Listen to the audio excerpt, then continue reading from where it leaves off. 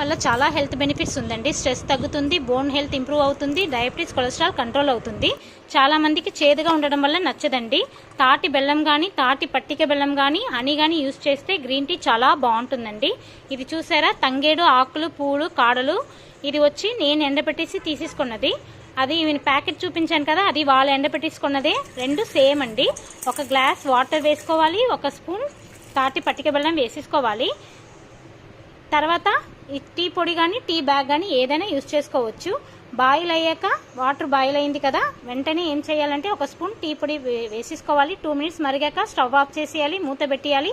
చూడండి, ఓపెన్ చేస్తే ఇలా అవుతుంది కదా, ఇది వడిగట్టేసి ఇంకా తాగడమే అండి. చాలా బాగుంటుంది టేస్ట్. అదే కషాయం అంటే 2 గ్లాసెస్ ఆఫ్ వాటర్ వేసేసుకోవాలి. తర్వాత నేను ఎండబెట్టేసుకున్నాను కదా, అది ఆకులు, పూలు, కాడలు వేసేసుకున్నాను. 2 గ్లాస్ 1 గ్లాస్ అగా మరగాలి. తాటి బెల్లం వేసేసుకున్నాను. ఇంకా వడిగట్టేసి తాగడమే అండి.